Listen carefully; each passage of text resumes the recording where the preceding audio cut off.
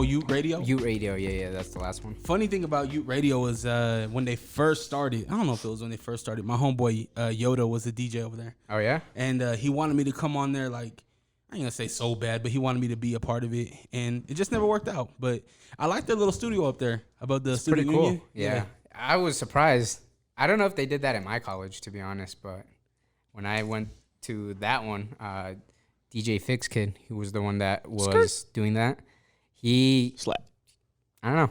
I liked it. It was cool. I was surprised, like, for a college, the fact that they had that set up and everything. So, I don't know. Awesome. You're better than me. I never went to college. Do I have time to run out to the car and grab my vape real quick? I mean, we're recording, so go ahead, do your thing. Bet. For sure. Matty Aston. Be right back. And Mr. Mendo here.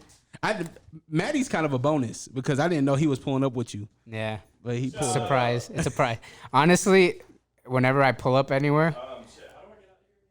Oh my God, you're ruining the whole podcast. So bust a right, go downstairs, and then go straight. Yeah. Yeah, honestly, there's a lot of times where I'm working because I'm working constantly, and somebody's always like, hey, can I come over to do this? Can we talk about this? And as soon as they pull up, they're like, oh, I didn't know this person was going to be here. Oh, I didn't know you were going to be with this person, or, you know. Yeah. So that's a constant thing. So, I mean, this is regular. Like, I always pull up because I'm always working on something, like I said. So when somebody comes with me that I'm working with, they always pull up with me. So I can't wait to be that person. Yeah, It's dude. like, oh, I didn't know Dre was here. I mean, I actually have an idea that you know, maybe if you want to get involved. I mean, can't talk about it on here yet, but I think you would fit perfectly. So cool, man. I'm excited to talk about it when we're not recording. Yeah. So with the other several things that we talked about before we started recording. Yeah. No, there's a couple of things. The biggest reason why I don't do that is, I don't know if this has happened to you, but when you've told someone about, you know, an idea or a project that you're working on, and then just everything just falls through. Yeah. And I'm afraid of that. You know, like, that's a very scary thing to me.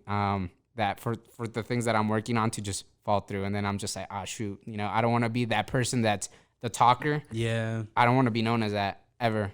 And it's awkward too, because when you bring it back up, I'll be like, yo, what's going on with that one project? And you're like, it didn't happen. It didn't happen. You know, yeah. For whatever the reason. It could be whatever the reason, but yeah, I've definitely had that happen. And right now, whatever is happening in my life, whatever video I've put out, whatever I've done, it's because I've probably put in 3 months before then work just to make it to that point. Yeah. Like, even getting into our studio, it happened pretty quick. It was probably like a month before. But I kept telling my partner, I was like, let's not say nothing until we got the keys in hand. Everything's good. Because who knows, man? My background check might come back crazy or something. At the last second. Yeah. And that's scary to me. That's what I'm saying. Like, I'm so afraid for things that I'm working on to just fall through, like, just go straight downhill. And I learned from experience. And then, I mean, I bet most people don't care. I think that us in our heads personally just think that, oh, it's a bigger situation. Most people probably don't care if it falls through. But, again, I just don't want to be seen as just the talker. You know? That's the biggest thing. When I first moved out here, when I was working with different people and like meeting different people, and I was telling them the ideas that I had, a lot of them were like, oh yeah, we've had so many people talk about wanting to do this, but they've never done it. And like, it wasn't until we actually did it that they're like, dang, you know, like, you're actually doing it. And, you know, and I don't want to be that person that they were like, oh yeah, I knew this one kid that was talking about doing this, but he never did it. Yep. So that's a very scary thing to me. Again, it shocks me to hear you say, like, when you were talking about, I'm working with this person, and this person will show up and be surprised to see that person. Yeah, it surprises me because you're not even from Utah. I'm not. No. So where are you originally from? So I'm originally from South Florida, like, specifically, it's called Boca Raton. So it's in like Palm Beach. So it is like not too far. It's what's part of what's the greater Miami area. Okay. So it would be kind of, I don't know, like 30, 40 minutes maybe from like the actual Miami. So a lot of people like consider the South Florida area, because South Florida and Northern Florida, which I'm assuming is like Cali. I've never been to Cali.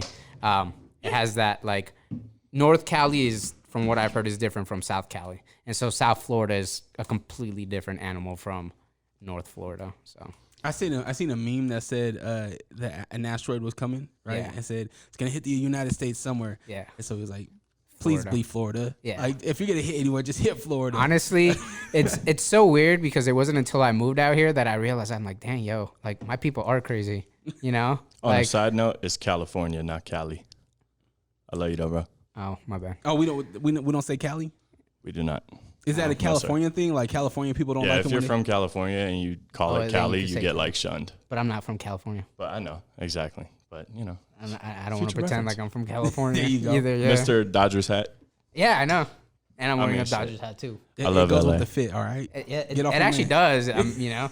But you know what? It's actually easier out here in Utah. I don't know why, to get like California stuff. I don't know what it is. Oh, like Utah the has gear? a lot of Like just you can find like hats. You can Yeah. find like jerseys easier. You could just like Utah has like a lot of love for California. I think there's a lot of cultural influence. Just I mean, not That even might just in be what it music, is. but Definitely, because we're pretty much cousins. Like Utah and California. I mean, I would say be like cousins would be like Vegas or like the Not Nevada really though, area. because Not really. Vegas is Nah. a melting pot. Like, Vegas is a little bit of everything. yeah, But yeah, isn't it's a- California a melting pot? Nah, California has you live there. You probably speak more to it, but just I haven't been, so I mean, Bay Area, very specific. Okay. Right? That's Bay Area, very specific. You Okay. got folks from LA that's very specific to LA. okay. Because the Bay Area and LA are two completely different cultures. Although they may, I mean, in some cases make like similar music or similar fashion, whatever it may be. I mean, at the end of the day, it's just like, that's why, I mean, Salt Lake's, what am I trying to say? Untapped. Yeah. So nobody really knows what kind of like label Utah is going to have for its music artists. As far as like what Like kind a of sound? like a Not sound, even just yeah. sound. But- I think it's just the way that it moves, like Utah moves. Like what I always tell like the people that I work with, like when I tell them an idea and I want them to be a part of it, I tell them like, hey, like where can you go and kind of still be a pioneer in your era? You know, like you can't really do that in like the other established cities. And We're all Utah, pioneers. yeah, Utah out here.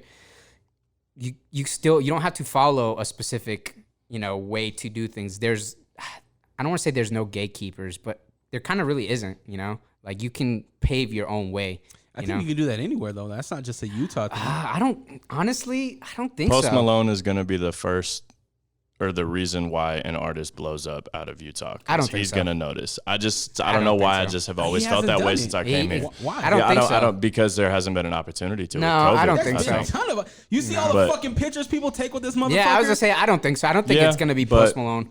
I personally think I just because he has so many like ties. And it's just like I mean it's like just a shot in the dark or whatever I guess if you want to call it that. But I just for whatever reason that's just from what I've learned here.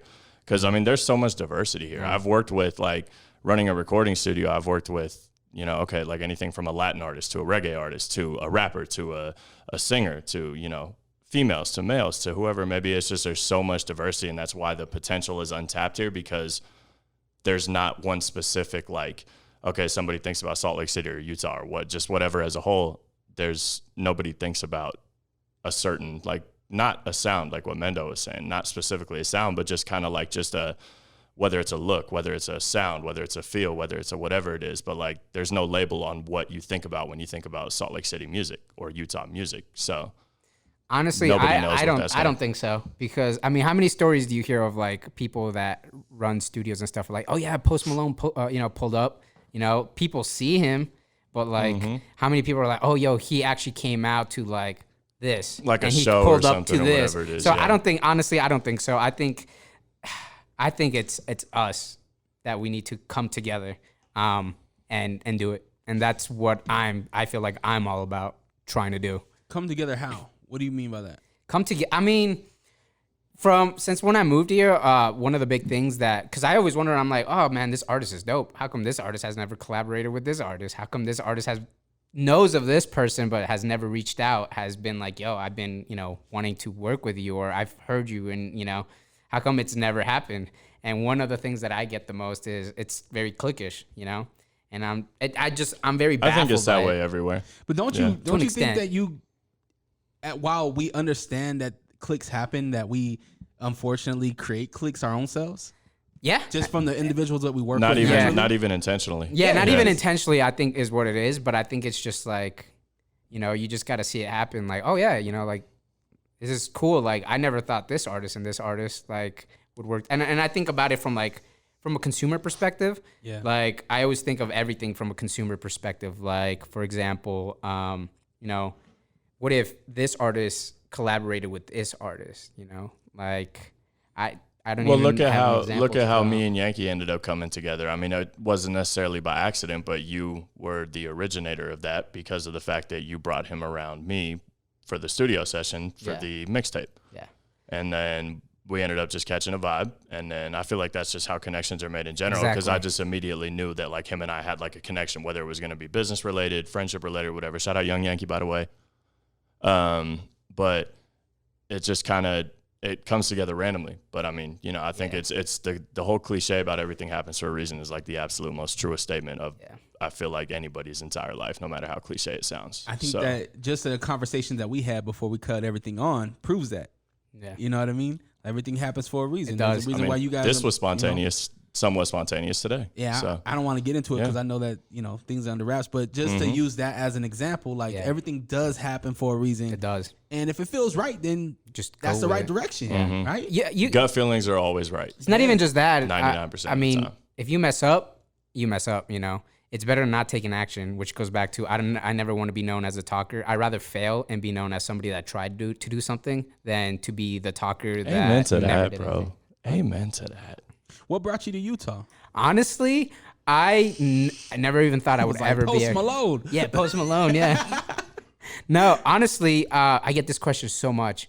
And the way that people ask me is always like in a way they're just like, why did you move from South Florida, Utah? Like even the locals here like have this like negative connotation or like approach it in such a negative way. And I always wonder like why, Like personally, I never thought I would be out here, And then I came out to visit and I was just like, wow, like this is not what I expected. This is not what I had in my head. I thought I had this whole, I didn't even have anything in my head of like what it would be. Like I had no expectations, but I also didn't have like, I didn't think that it was going to be like this, I didn't think Salt Lake was going to be like Salt Lake, when I moved out here. Like I remember the first time when I came out, when I flew out here and I came out to the city and I was just like, oh, word, am I on a like, I didn't realize that I was like, what is it called when you a layover.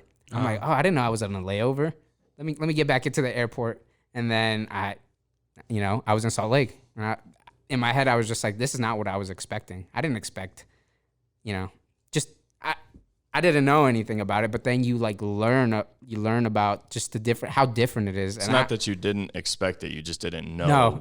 What to expect. What exactly. to expect about like just because it's never crossed your right. mind. Like for example, like I don't know, Montana. Like it's never crossed my mind. Like it's not that I have anything negative about Montana or anything negative about South Dakota or North Dakota. I just don't know anything about it. And it's not until I get there that I'll probably be like, oh, okay. Can I want to say, so I think that my opinion, I'll just put this out there.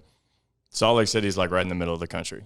So just geographically. I mean, not really the middle, but close enough to the middle, but it's one of the bigger, like larger main cities in like this kind of like area of states. Arizona down south. I know, but I'm saying just what I'm trying to get at, like the point I'm trying to get at is that I feel like that because you have the four corners of, okay, I'll use hip hop for example. Okay, you got the Bay Area, you got LA, you got New York, and you got Atlanta.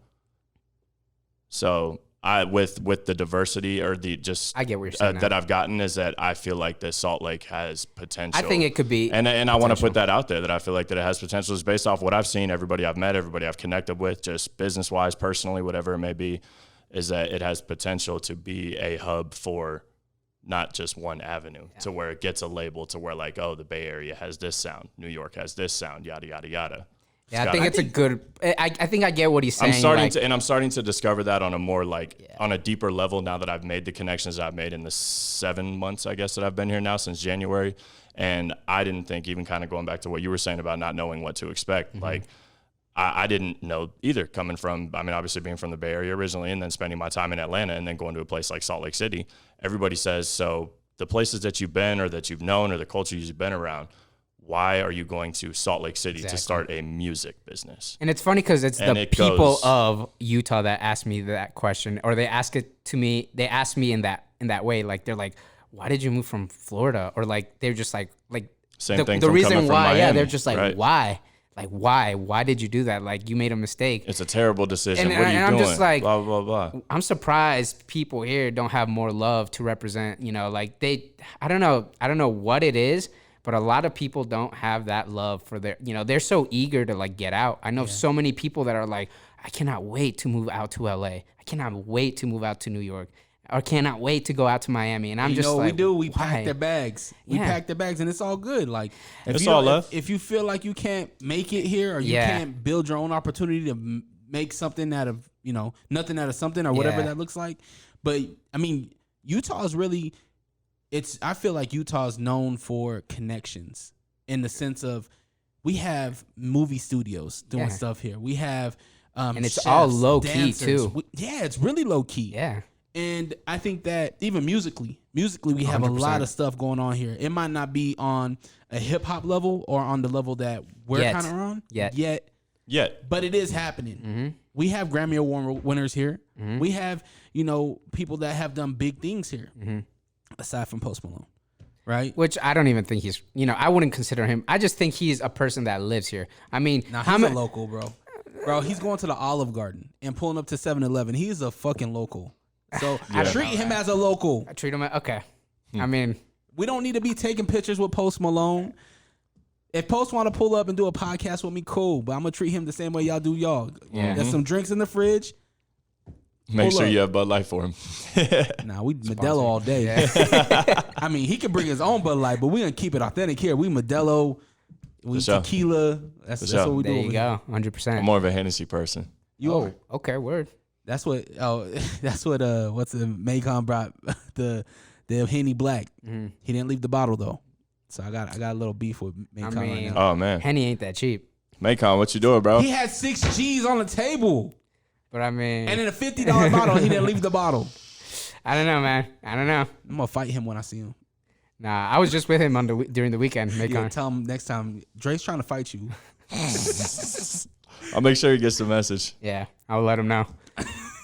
What's Cxlture? What is this? Oh, so Cxlture. I mean, it's a gang. Yeah, it's a gang. Okay. I mean, honestly, that's what it's turning out to be.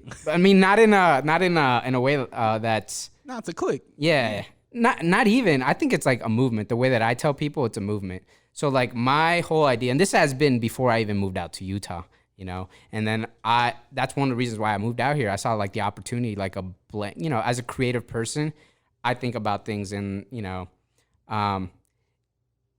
if you want to do anything in any type of industry, if there's already an industry for it and it's already been established and there's already like these big name players on it, you got to play the game in a certain way in order to make things happen, And then once you play the game or you've been in the game for a certain amount of time, then once you build a name for yourself, then you can branch out. You can't from the get, start doing things differently.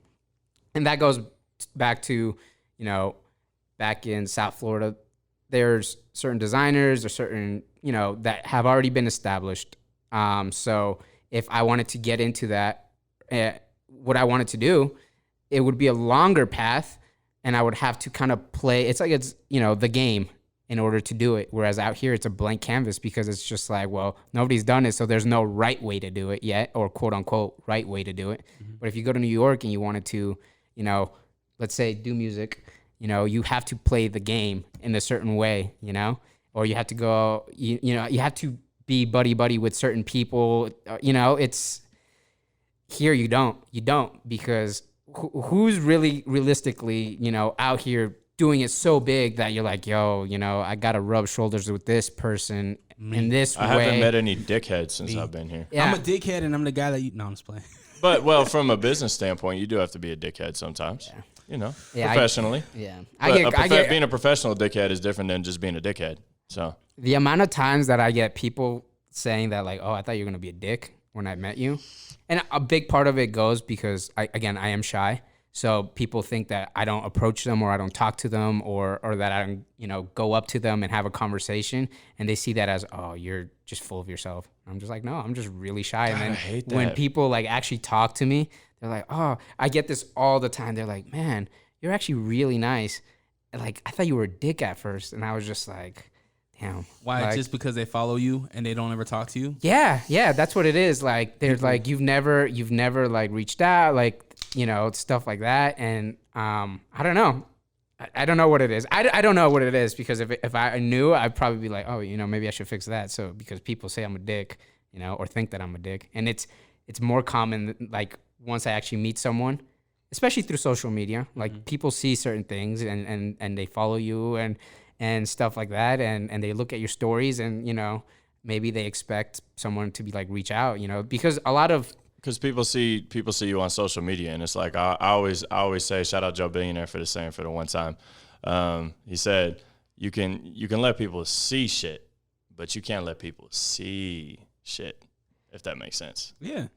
I think what it is and then so people are gonna assume that you're a certain way based off of your social media personality that don't get the chance to be around you, like on, let's say, even like just on a daily, weekly, whatever it may be basis, people that don't ever get to see you in person. So they know you by your social media personality. Yeah. And I mean, I guess it's a certain way because it's just like, obviously, like, for example, like myself as an artist, like if you people know me on like a personal basis, like you know me on a more personal basis because you know things about me that other people don't and things like that. And then it's about kind of putting on that. It's not necessarily a persona, but at the same time, what you do on your social media, especially if you have a brand for yourself, you're not going to let everybody see this like super personal side of you like that everybody else gets to see that's around you physically on a daily basis. Yeah. Maybe not on that avenue. Not on that. Yeah, right. Because it might right. be Instagram, right? But then I have a podcast where I get super in deep. And you really get to know. Yeah. So I think that it's a healthy balance of both, right? Especially for the positive people. The people at the influencers that are all positive. And they meet them and they're fucking dicks. Yeah. And I think it goes back to what he's saying about brand. I think my brand since I moved out here has been a lot of people know me as collaborating, you know? And so they know that I've reached out to certain people to work with them. And I reached out. So like, I've reached out like personally myself. I'm like, hey, I'm thinking about this and I think you're perfect for that. And so when somebody follows me on social media and I follow them back, but as soon as I follow them back, I don't reach out to be like, hey, I think you'd be perfect for this.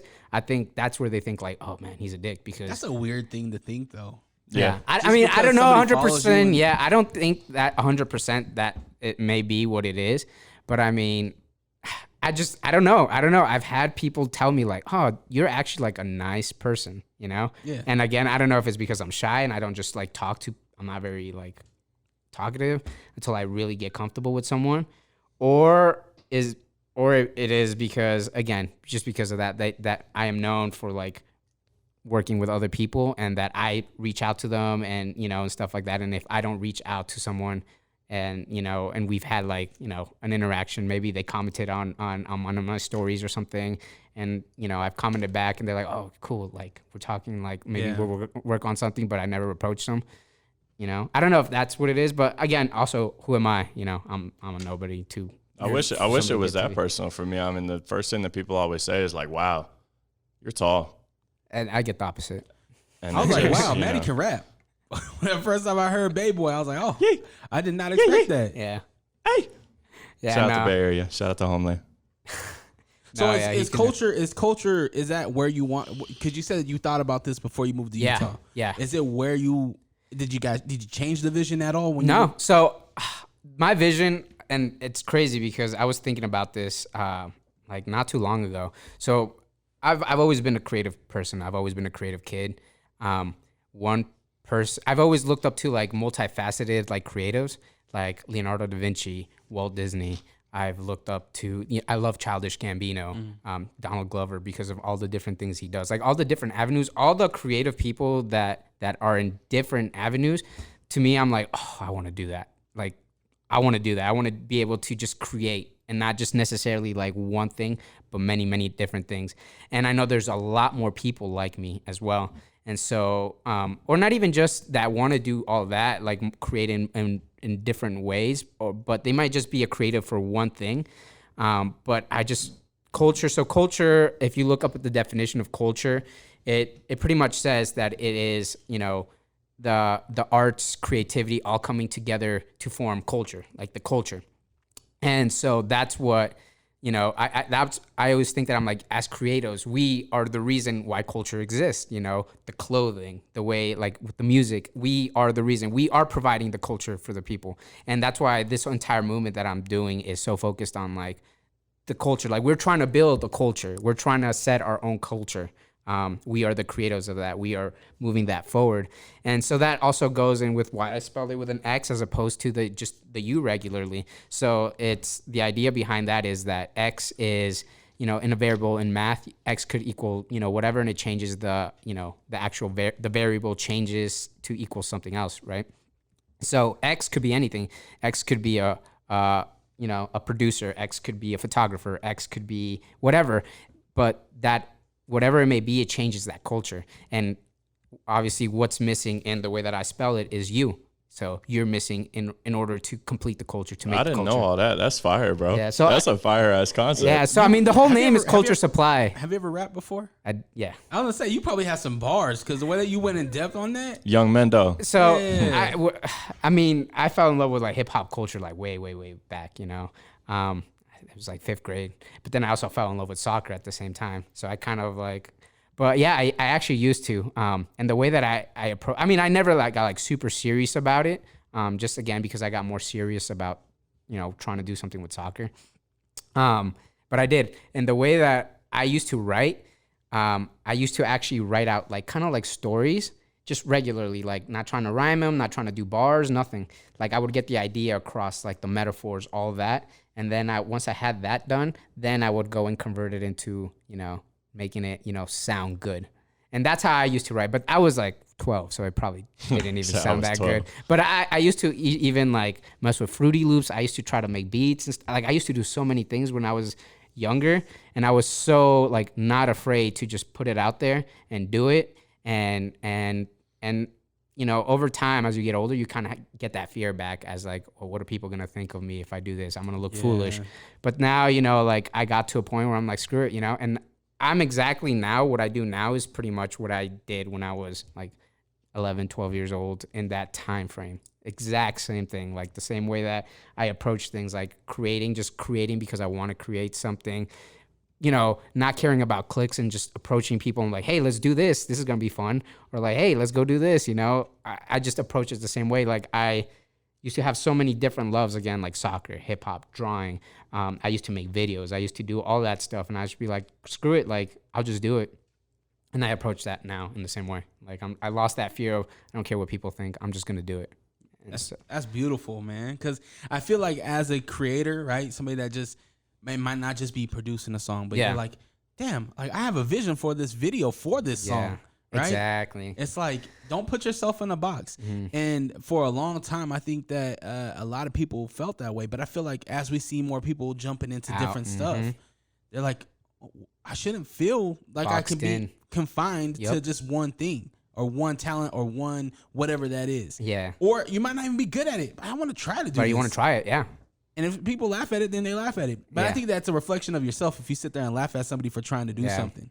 Yeah, exactly. I mean, are you going to laugh at someone that tried to do something? Well, what did you try to do, Exactly. So that's why artists switch up their craft and make different types of music. Because, it's basically, you experiment until it's noticed. And then whatever obviously gets noticed the most and gets you to that point that you're trying to get to, at that point, what, like the people that are following you or that have to do with whatever you dropped. And then you kind of stick closer to that avenue while still exploring other avenues, but then at that point, like what your audience is and, et cetera, et cetera. And I mean, that goes for, I think, any type of brand. You think that's a good thing though?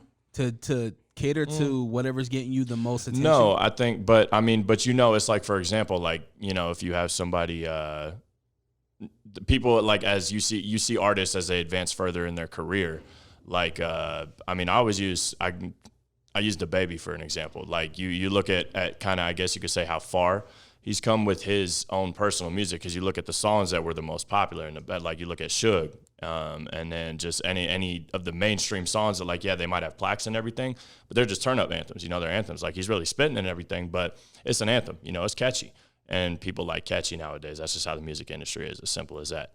But then you see, but as they advance further in their career and they kind of get down the line further mainstream, when they are becoming this, and after they kind of experience that first little level of like superstardom or whatever you want to call it, like he was at first, and then as he advances in his career, and like the type of music that he just dropped on his deluxe album, which had a bunch of new songs on it that his regular version didn't have, and your style advances to the point where you're experimenting with other options, but you're still making great music on top of it. Because I mean, the moment that you stop making music for the love of music, that's when you need to stop making music. I think a big part of it as well is, or like, that you do stop making music. Like what you were saying about, like, do you think it's a good idea? I think looking at it from a business perspective, and I look at things a lot from a business perspective as well, is if something is working, especially when you're under a label, like, a label doesn't care how good you are, honestly. A label just cares about how much money you can make them, So, labels are going to approach it obviously from the analytical way. And I think even as independent artists, you kind of got to look at it in a certain, and take it with like a grain of salt. You got to look at the data that you have in front of you. Like, oh, this song and this song, I used a similar beat, Because independent artists have so much more capability and so much more avenues they can explore, because they're not under type of and control. I think that's what it is. It's like you take these little things that worked, and you're just like, oh, how do I experiment with this? And I think it's like knowing that, not necessarily that you're confining yourself, but it's taking, oh, this works. And I think someone that does that really, really well is Drake. I think he's really good at analyzing things. He does everything well in every type of way. Yeah. But I think it's because he's very analytical. If that man goes independent, it is over. So like, that's what I'm saying. Like, I think it's because he analyzes a lot of things. And I think that's a big part. And then not even just in music, just in general, we forget to analyze ourselves in our lives. And I think that's something that we all need to do, is like analyze, oh, well, what's going good in my life? I want to achieve this certain outcome. This has been doing well for me, but this hasn't, I feel like we need to approach it that way. It's not necessarily to kind of continue to do the same thing, but know what's working and try new things. Because if not, it goes back to insanity. Like, the definition of insanity is doing the same thing over and over and expecting to get different results. Like, no, if you have a goal and you're trying to do something different, do what's working and then just apply different things to it. And that way, I think that will keep you from being boxed in to do something, but at the same time, let your brand grow and be known for like something, whatever, for something that's working, Something I like about you, Mendo, is that you kind of show your process on creating. I try. I want to do more of it though. And the reason why I say that is because you dropped a video creating the mixtape cover. Yeah. And that was before me personally, that's before I even knew that you were working on, that was your project that you created, right? And I think it's really dope, and I want to see more of that. I want to do more of that, and I think with what we're going to be doing moving forward is going to give me a big opportunity to do that, like get really transparent.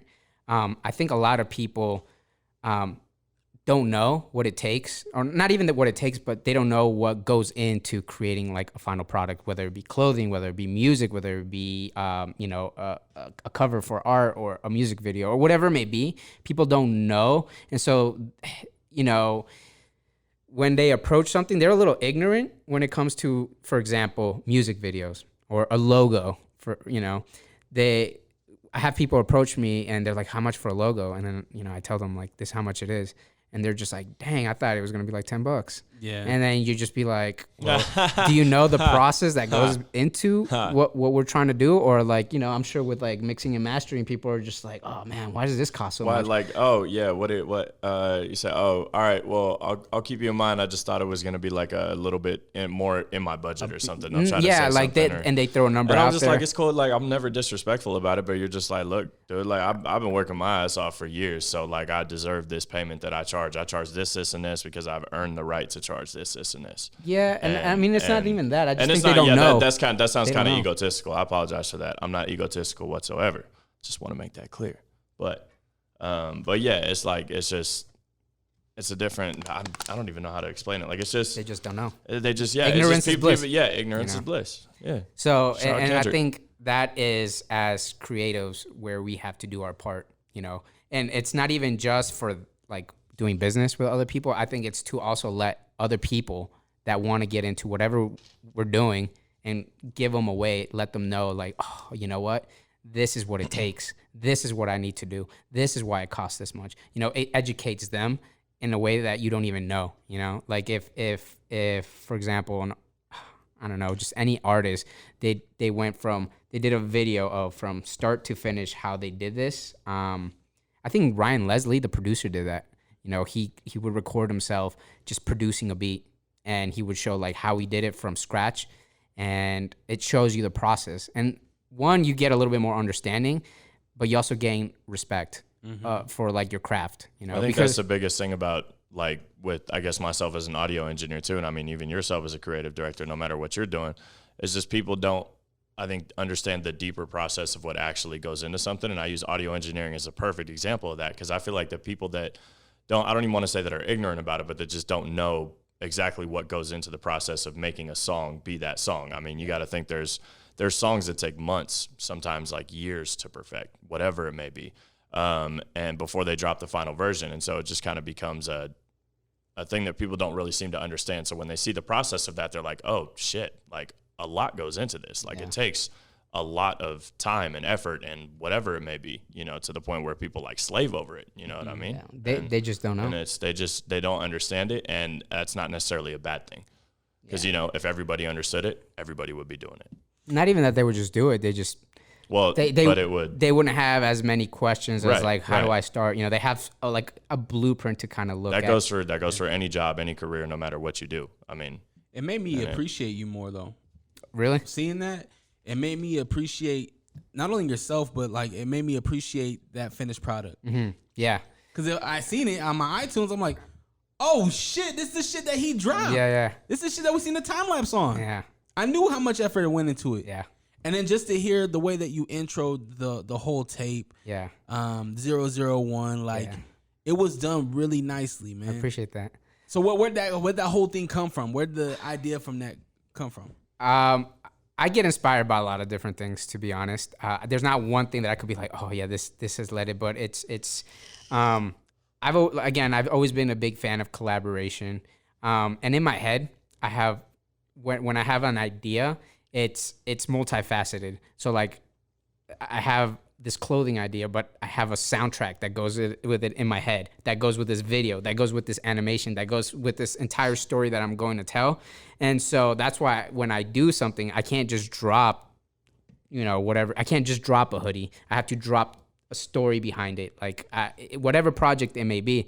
And that goes back to the mixtape. How even before I even dropped the mixtape, when I dropped the first Cxlture track, you know, now that I've explained to you what Cxlture is, like, have you heard I don't know if you've heard that's the one with Low IQ on with it, right? With like 10 people on the track. I think Santos is on it too. Santos, Low IQ, Macon, Ludo, Maylin, Young Yankee. Oh, we're talking about Notion, that project. I thought you were talking about the first project that you did. Yeah, the Cxlture, like the first original Cxlture project. So that first song, it has like a bunch of people. Oh, you are talking about that one. Yeah, okay, that one. The very, very so first now, one. Now that you know like the whole story behind Cxlture, does that one track make a little bit more sense of like coming together as artists and just creative people? Yeah. So that's what I'm trying to do. I'm not trying to do one specific thing. I'm trying to be like, I don't know. I don't want to say Walt Disney, but like the way that he approached, like you think about Walt Disney and you don't think about like just Disney World. Like you think about like Disney Channel. You think about all the characters. You think about the theme. You think about like the musicals. You think about all these things. Now the NBA.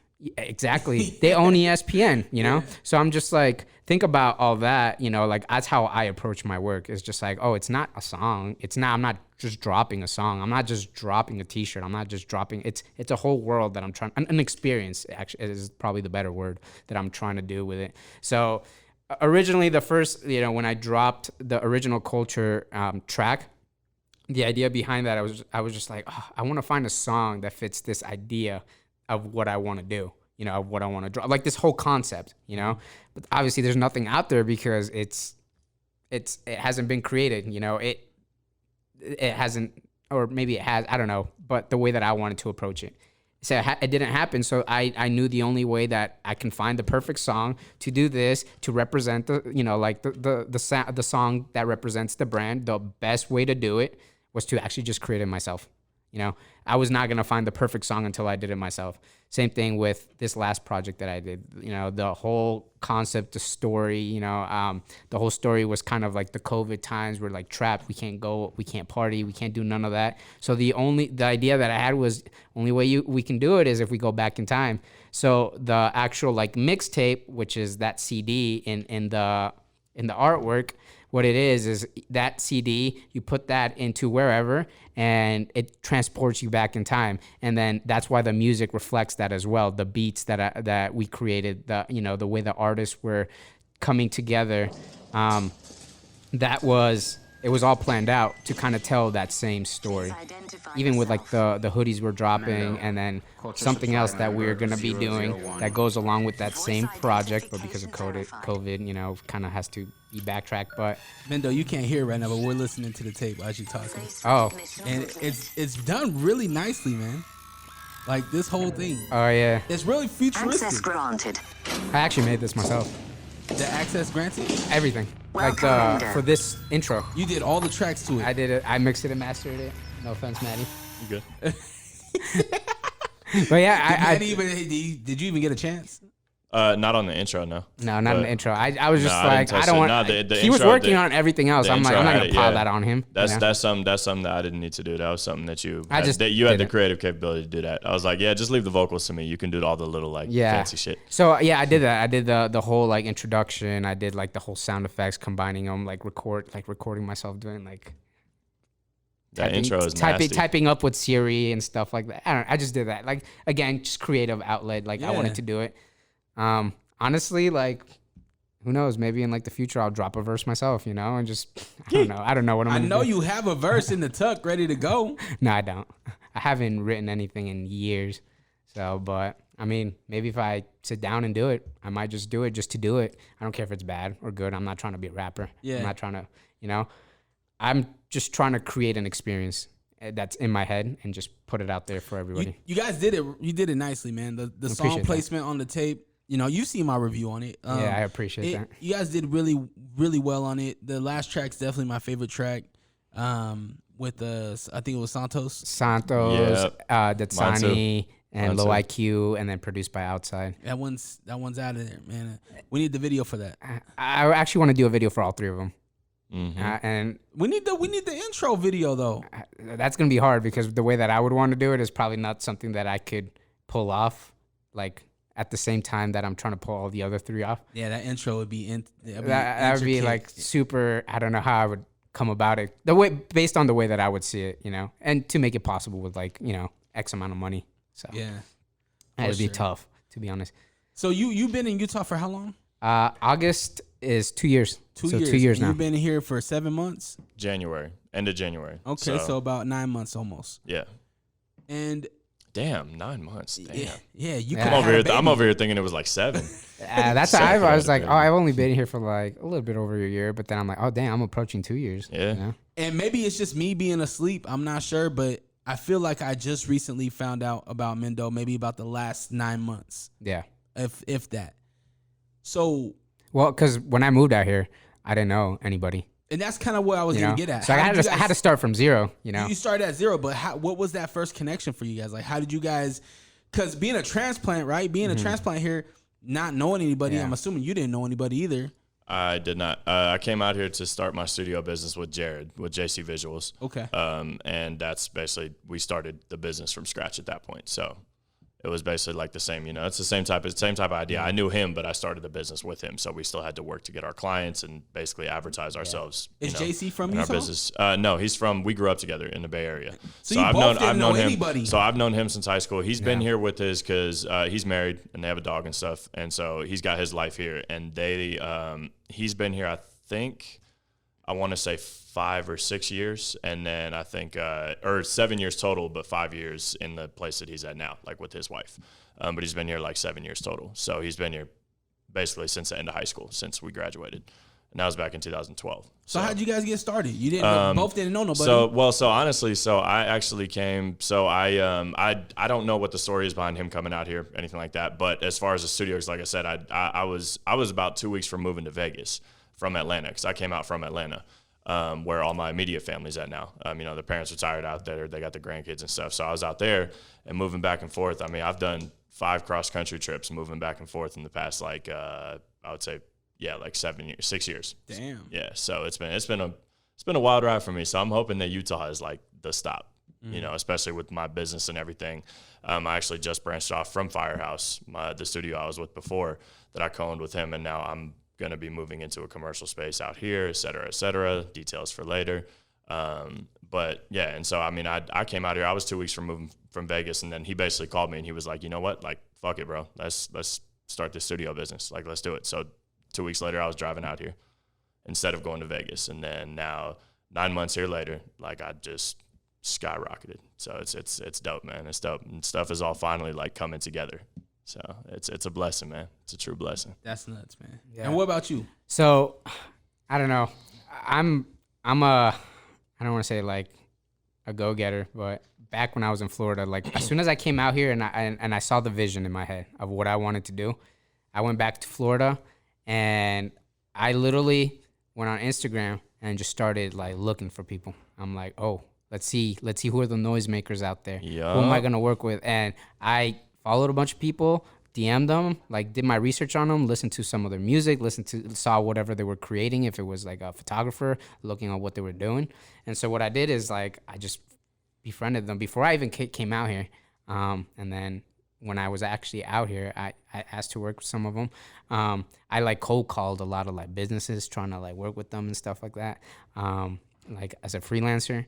But it was just like that's how I kind of started. And then it wasn't until this was like a couple months in after I had moved out here. I had a homie that lived in my building, and he actually one day after a party, I think it was, or whatnot, he came over with one of his friends over to my apartment, and another homie that he was with came through as well.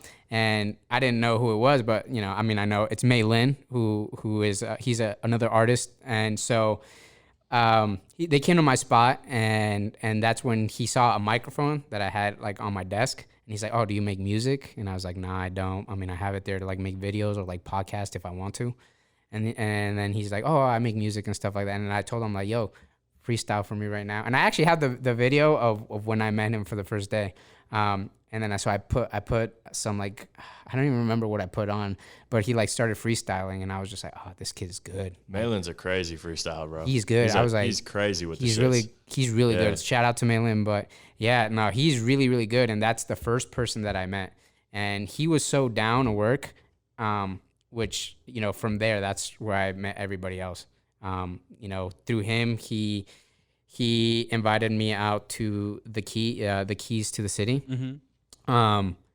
And so I went out there, and that's actually where I saw a lot of the artists. Low IQ, that same day that I went, approached me. And he's, he's one of the people that will reach out, just show love, doesn't even know who you are. Mm-hmm. He approached me, and he was like, hey, like, are you going up on stage? Like, good luck. And I was just like, no, everybody thinks I'm a rapper. I'm not. Like, he's like, oh, are you going up on stage? I'm like, nah. He's like, oh, I am, like, make sure you check me out, blah, blah, He's also from Florida too. So I'm just like, and it's funny because as soon as I heard him, I was just like, oh, he's from Florida. I knew he was from South Florida. I heard it in the way that he did it. I'm like, oh, he's from South Florida. And I told him, the homie that I went with, I was just like, oh, he's from South Florida. And I remember like in my head, I was like, oh, he's from, thinking that. And then it's crazy because I had known his brother back in Florida. Oh, wow. And then I saw his brother at the club. Oh, and I'm like, bro, what are you doing out here? And he's like, oh, bro, you moved out here? And then, and so that's when I'm like, what are you doing? He's like, oh, I came out to support my brother. And I'm like, who's your brother? And he's like, oh, that's him right here, low IQ. Wow. I'm like, oh, what? And I'm like, I looked at my friend. I was like, yo, I told you he's from South Florida. I could just hear it. Like, I hear that sound. Like, I've grown up with it. Like, I know what it sounds like. Even though he's pretty unique, but like he's got the way that I don't know. And so that's when I met him. That's when I saw Santos for the first time as well. And a bunch of other artists. And in my head, I had already been planning like that culture project, like the culture track in my head, like a couple months before it happened. And I was just like, oh, I need to find, and it's funny because through Instagram, I actually DM'd a ton of people that I wanted to work with. And obviously, like you said, like they don't know who I was. Yeah. And a lot of them, you know how you could see if somebody sees I got a lot of scenes or reds or whatever, but no responses, none. And I was just like, dang. But it was then later on, like after I saw these people, I was like, yo, I'm like, yo, you're super talented. I saw you. I have this vision in my head. How can we make this happen? And the people that were on the track were the people that that actually got back to me. I reached out to a lot of people, and it's like, who is this kid that's reaching out to me about this? And it wasn't even like, hey, like I'm begging them to do something for me. I was just like, yo, let's set this up. How much you charge? And so I asked them, and then a lot of people didn't get back to me, nothing. And so the people that did are on the track now. And then from there, after I dropped that track, I had a lot of people reach out to me and be like, oh, when can I be on the next one? When's the next project? When's this coming? Like, when can we collab? After just that entire thing. And that's when I was like, dang, there might be something in like this whole entire concept. And that's when I just dropped the mixtape as well. Like now. And I want to keep doing stuff like that, but like at a bigger scale. I think it was short and sweet. Like, you gave us just enough of the mixtape. Mixtape. Okay. For me, it was. That's all. My only critique was that it was too short. But it was short, sweet, and wanted me to get more. Mm-hmm. So I'm like, what's the follow up? And that's what I did with the first project too. Like because I originally was thinking that I was because I want to drop something like this every year, like a project similar to this every year, and every year do something bigger with it. 12 months. That's a long ass time, bro. But you don't understand how much projects I work on too. Like I get it. I don't like. I'm just saying, as a consumer, as somebody that's selfish. Yeah. I'm like, come on, you can. And that's actually why I dropped this one earlier, because I was thinking, because the last culture project we did in December, so I was thinking about dropping the next one in December. But then I had so many people be like, oh, when can we work? When's the next? I want to hear this one. I want to hear this one. Like I want to hear these people collab. And I was just like, dang, what do I do with this? Like, I see that there's an attention for it. Like, should I do something? And that kind of, I was like, I already had this idea cooking up. But I was just like, oh, I'll wait until December, to like getting closer to that drop date, that December, like, maybe start working on it in October, November, whatever. And then actually, drop it. But I had a lot of people like, oh, I want to hear something. And I was just like, oh, shoot. As you're saying this, I'm like, what if Mendo did a culture series that was just on a smaller scale, where it's just singles, where we had this artist and this artist, and then we drop like a hoodie with it, right? I don't want to say anything, but I mean, that might be something that might happen. And it might happen, I'm just going to say this, it might happen out of nowhere. Yeah. And you might see a couple of artists that you'd be like, dang, I never thought they would work together. I mean, local artists, of course. Yeah. And actually, I'm just going to put... See, this goes back to like, I don't want to say something before it happens because it might fall through.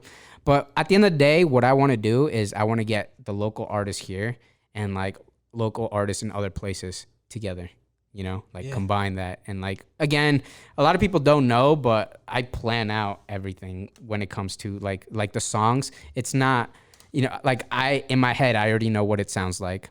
I already know who I want to be. I know who I want on the hook. I know who I want here, or I have an idea of who I want. I know what the theme is. So it's not like I'm just like, hey guys, let's get together and make a song. Like I'm just like, you know, when I sat down with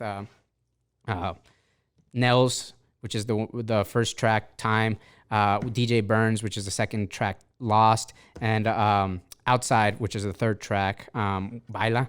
So when I sat down with them, I already showed them, like, I'm like, this is kind of what I want. This is kind of the theme. Like they sat down with me and produced it like in front of me.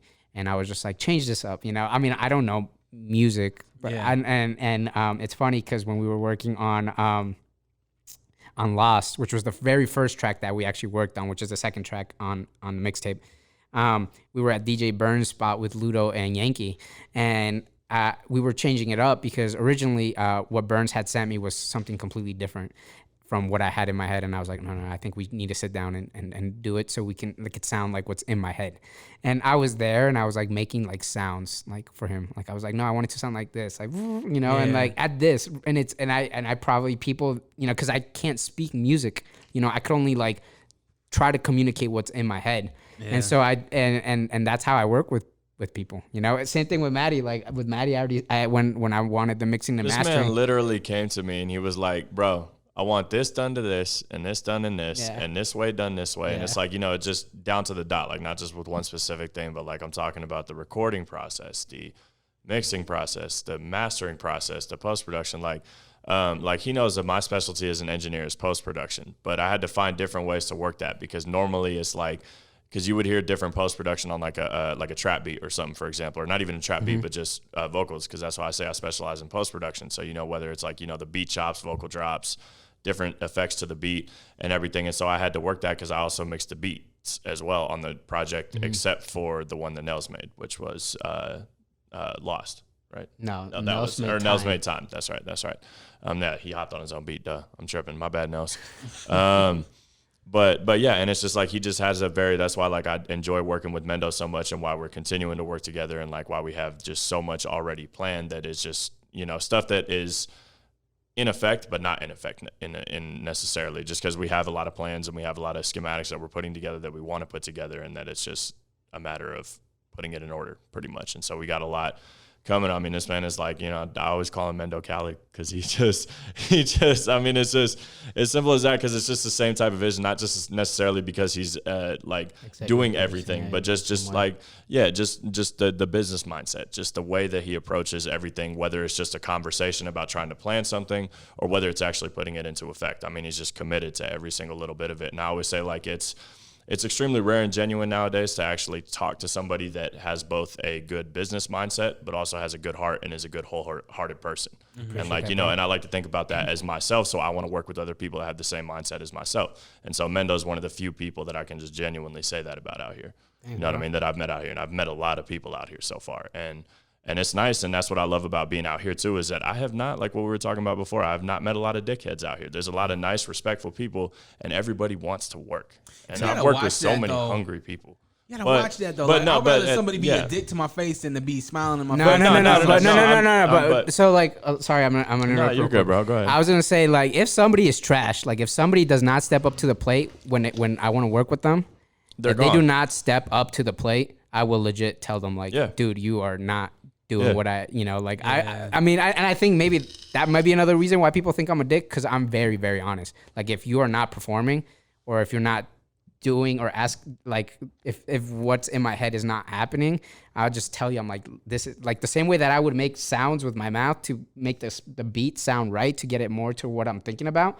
I will be like, no, kind of do it like this. Like for example, for the track Baila, the third one on the mixtape with Low IQ, Santos and stuff, I told Low IQ, I'm like, yo, I want you to give me like that Jamaican, like give me some like patois, you know? Like I want to hear some of that. Like this is the vision that I have, you know? Like I told him sound like that. He really brought that and to the point where such a good job. It sounds like that he's not, I don't want to say like not impersonating would be the wrong word. You know what I mean? But that's obviously not his like original, like that's not his voice, typical flow. But like it's not his typical flow, and it was just dope to see, because I didn't know that he was just experimenting with that, because that was the first time that I had worked with Low IQ and gotten the chance to record his vocals, and I thought that was his voice because I had never listened to his music before. It was the first time I was meeting him. And then I did my research and I was like, oh shit, that's capability right there to really make it that convincing to where, like I said, it almost sounded like it was just extremely natural for him. And that was my first impression of him, was I thought he was that type of artist. And then he was like, nah, bro, I'm just an artist. Like I just and that's one thing that I really definitely wanted to do, was have people step out. And for everything that I do, I always want to challenge creatives. Like I love being challenged, so I want to challenge people as well. Like for example, like Ludo, she does a lot of R&B and stuff like that. And the last track, it was a 90s, like almost like an EDM. Yeah. Same thing with Young Yankee, you know, like that's not his avenue. Macon, that was more of like that was definitely not Macon's avenue. Like a techno-ish type of, you know. And same thing with Maylin. Like he told me, he's like, I've never done anything like this before, but you know, I think it sounds like something that they could, if they wanted to, do it again. You know, they've definitely, and that's what I want to do with them. Like in my head, like I hear them and like I hear certain voices, or I mean, not like in a schizophrenic way, but I mean like like I hear like their voice, like being this way, like from listening to them, like picking up what they've done. I'm like, oh, they could do this. I know they can do this. Like that's why they would be so good to do this. And that's where I'm like, that's why I want you here. That's what I said about the whole vision thing, is like he just is so clear and collective and calm and cooled out about it, and just so in depth and in detail about it, to where like almost like, let's say for example, you're talking to like if you're talking to Mendo about graphic design or something, like he would just something that simple. He would explain it in ways that like, without being too difficult to understand, somebody that has never heard anything about graphic design before in their entire life would understand the basic concepts of graphic design at that point. I feel like, and it's so in depth and so like already so well planned out. And that's why I was just like, yep, let's do it. And he gave me a time frame on it. We agreed on the time frame, and then we had it done a week before the time frame, actually like 3 days before, I think, or whatever it was, but it was like perfect on the dot, just because everything was so well planned out. I want to when I dropped it, I was just like, I want to drop it during this time. And I think we did all this like what, a month in advance? The process took like 30 days, literally, like exactly 30 days. Like the beats and stuff like that, had already been created months before. I had already been working. Like people don't understand, but a lot of the stuff that I drop now, it's stuff that I've been working on for months already. Like it's not something that I'm like, oh, tomorrow we're gonna do this, you know. It's stuff that's already been in the works. Like something that, you know, you may see in December was probably something I was already working on in January. You know, and it's not until like you see it that you're just like, oh, I didn't even know you were working on this, you know, or unless I announce it, you know. And so that's I like that. I like that I'm always able to work on something. Like I feel like I'm like yesterday, like I didn't do anything all day, like on Sunday. And just, I don't know, like I feel like I get burned out sometimes because I'm always doing something. And I literally felt terrible. I feel like my body's conditioned now that I have to always be working, that like I felt like almost depressed because I was just like, I wasn't productive today. And I know that's not a good thing, but it's just like it's, my body's gotten to that point where I'm like, I'm already up till like 4 a.m. working on something, no matter what it is. And then I keep going the next day. It's like really not days where I don't do anything. And like when I do have like those days where I'm just like, no, I need a rest, or I need to like I'm feeling burned out. Like I physically feel depressed. Like yesterday I felt like super bad when I went to bed at, I think it was like 11 p.m. or something. And I was just like, oh, I don't know why, but I don't know if it's a psychological thing or whatnot, but I was just like, oh, I feel like I wasted like myself. Like I felt like I wasted myself completely, like that entire day, because I was just like, I didn't do anything. I just saw 2 movies. A project is something else. Amazing. And I think that's what my body is so like, you know, it loves that feeling like of being able to complete something, you know? And again, like what sucks is I can't work on my own stuff all the time. Like I would say like 75% of the time I'm working on stuff for other people. Like it's not my own stuff. Like I'm always working on whether it's a video, whether it's photography, whether it's cover art, whether it's a logo, whatever it may be. Most of the time it's not for me. Most of the time it's for other people. But doing that, it enables me to let me do what I want to do and like, you know, create outside of, you know, come up with these weird ideas that I have, you know, like I'm doing esports. I'm collabing on esports stuff. I'm doing, you know, like now with the music stuff, clothing, you know, graphics, videos, just like a bunch of stuff. Like I like to do all that stuff. Like my vision, and this is going to sound so weird, my vision, like the way that I think about it is like, how cool would it be that, let's say 20 years from now, you get up in the morning, right? You turn on, I don't know, the music. You turn on some music while you get ready. That song that you're listening to as soon as you're getting ready is my song. You go into your closet, you pull out a fit. That fit that you're wearing was created by me, right? You go into your car and let's say you're driving to the barbershop or whatever, you go to that barbershop right there, that building was designed by me. Like that, like I think that I'm like, how cool would that be that you can live in my world the same way that I picture it in my head. Like, so one day if I can, I want to design like interiors for a building. I want to like create an actual building and create the experience, maybe a retail store. Like I would love to have like my own retail shop that, and then as I'm helping and working with these other artists, being like, you know what, I had the opportunity to work with them. Like I had a little part of me is also in their stuff. So like literally you cannot go anywhere and be like, man, this guy did not have a hand in it. Like I want that to be, it sounds a little weird, but I want to be like that person, Yeah, I think it's obtainable too. So what's the biggest challenge with it? Money. Yeah. I think that's the biggest challenge for everybody. There's a lot of money out here. There is. There's tons of money out and here. that, and that goes back to why we're working on certain things that we're working on, I mean, everything that I've done, I paid for, Hey, same here. But it's funny because like, that's the only way that I would approach it. Yeah. A lot of people aren't like that. A lot of people, like I've had a lot, like, and when I mean a lot, like I mean a lot, like I get more DMs of people messaging me and they're just like, ask me to do something. And then I'm like, oh, word, let's do it. This is, how much it's going to cost. And as soon as I send them that, nothing. Yeah. Blank. Then I actually get people that are like, oh, like I want to work with you. And then like, I get more people asking me like, they want this, like, they're like they want merch and they're like, they expect me to pay for the merch. And I'm just like, that's weird. That's weird. Like who thinks like that? But yeah. I'm telling you, like if I showed you some DMs, you'd be like, what? Like these people exist? Well, immediately if somebody's not willing to pay for their craft and invest in something. Yeah, they don't. Yeah, if they don't want to invest in themselves, why would we want to invest? Why do you do what you do if you're not willing to invest in that? If that's what you want to be your life? Yeah. Why the fuck are you doing it then? Yeah. So, but yeah, I mean, and that's how I want to keep moving forward. I want to, obviously I don't have a huge budget, and whatever I have, I'm going to do whatever I can with that and build off of that. I'm the type of person that, if I get $100, I'm going to flip that into something else.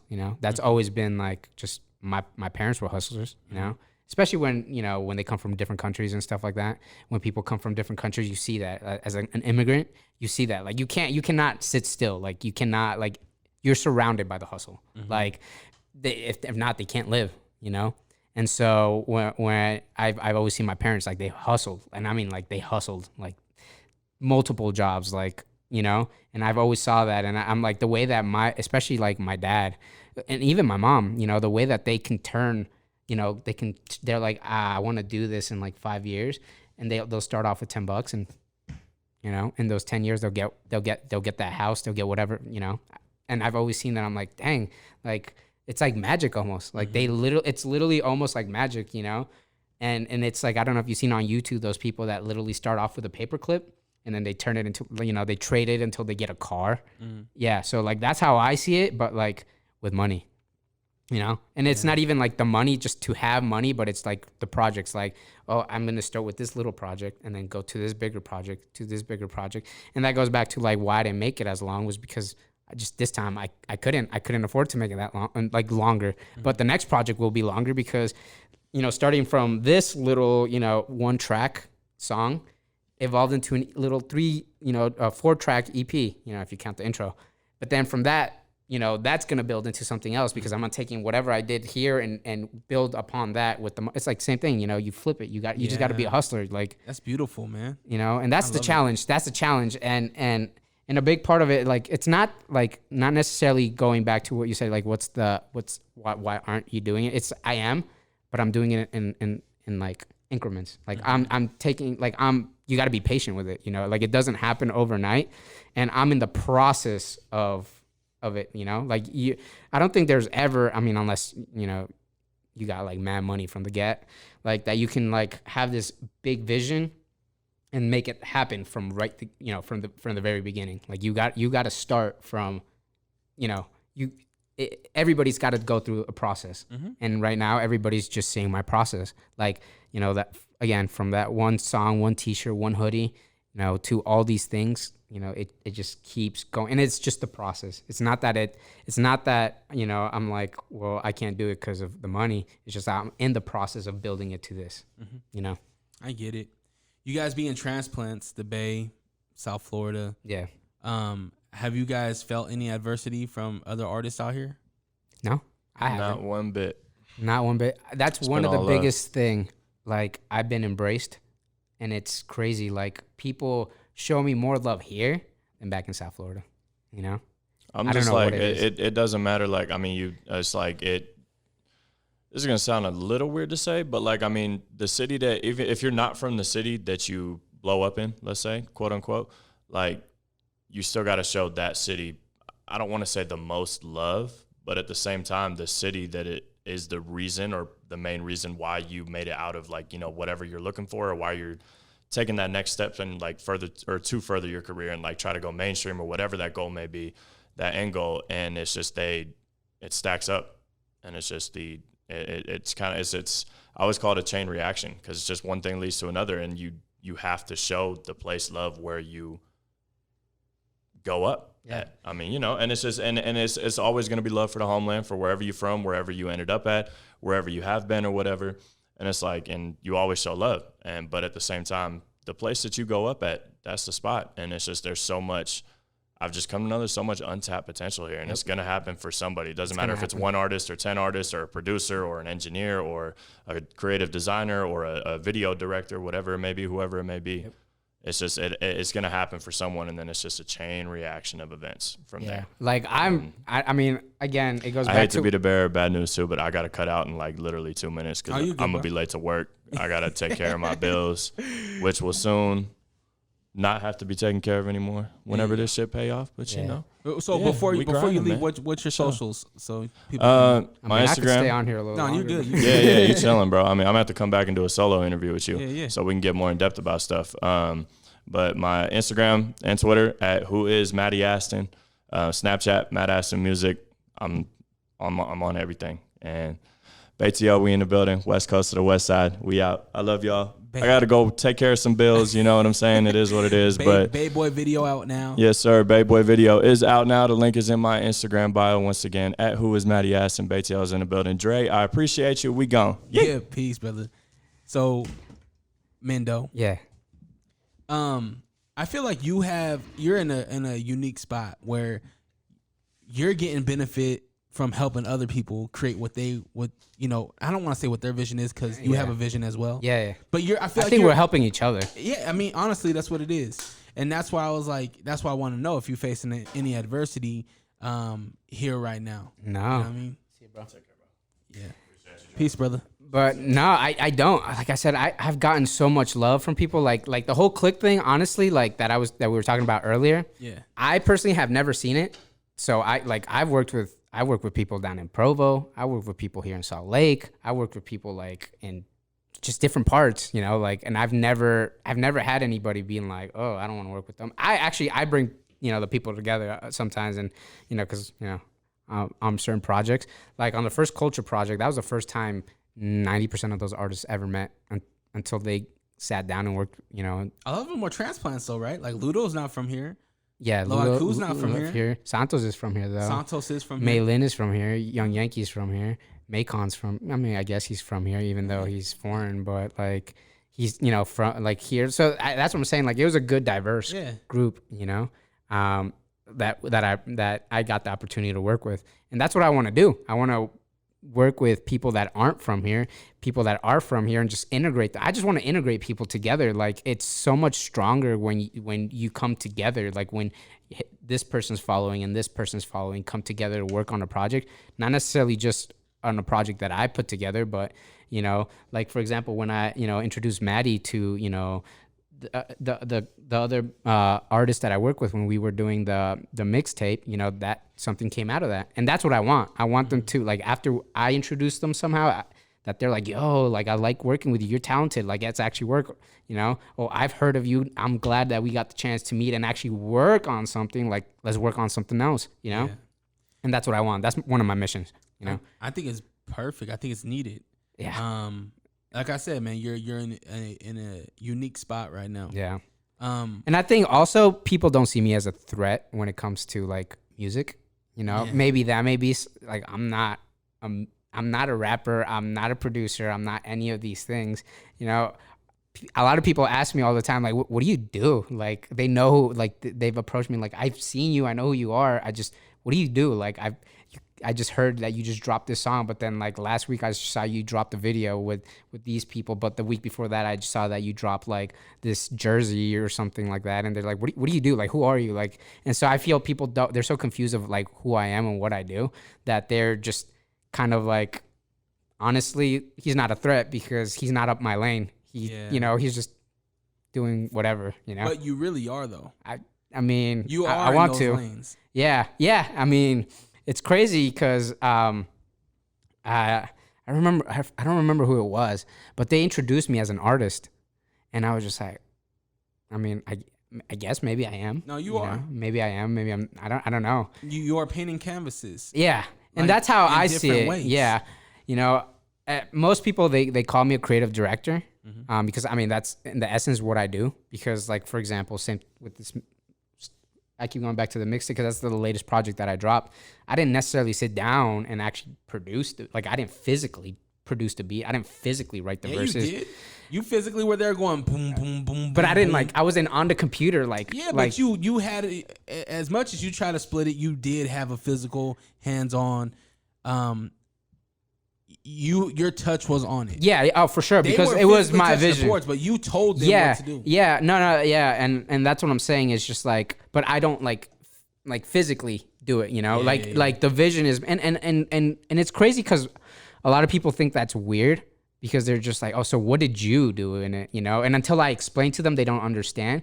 But a lot of people move like that, like Andy Warhol, like he wasn't there painting every single picture. You know, like he had the factory and those people did it for him. He just came up with the idea, you know, like a lot of people like Steve Jobs, he didn't like sit down and like create like the first computer. He didn't, you know, it was Wozniak that actually sat down and like put it together, you know, Khaled as well. He's not there. And I think that's where, you know, people compare me to Khaled because I do what he does similarly, but I feel like there's not really an understanding of what he does. Like you look at the comments of his music, it's like, oh, what does he do? Just yell his name. Like in my songs, I don't yell my name. I don't do that. So people are like, what do you do? And then I explain to them, and they're like, oh, okay, well that makes a little bit more sense. Like, so you did play a part, you know? And it's not like Khaled was the first one to do that. Diddy did the same thing, you know? And it's just like, I don't know. It's just maybe that's why they're not threatened is because they don't see me as like, again, up their lane, but in the same way I kind of am.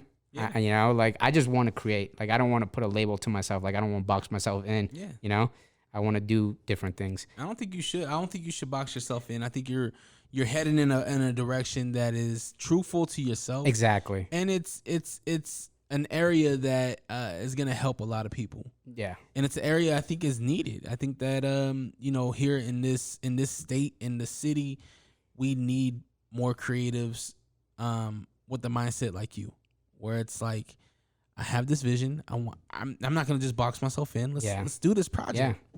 Yeah, and that's why I always tell people like whatever they're working on, I'm just like, what's your vision with it? Like, what do you want to do with it? Because I mean, obviously, before you can paint the bigger picture, you gotta get the paints ready. You know, so like before you can start doing anything, like yes, you gotta know what it looks like in your head already, but you can't from the like it just doesn't appear like it. There's a process that goes through. Like yes, once you have the paints ready, you got to lay down, you know, the blue and then the red, and like you actually physically start building it up until it happens.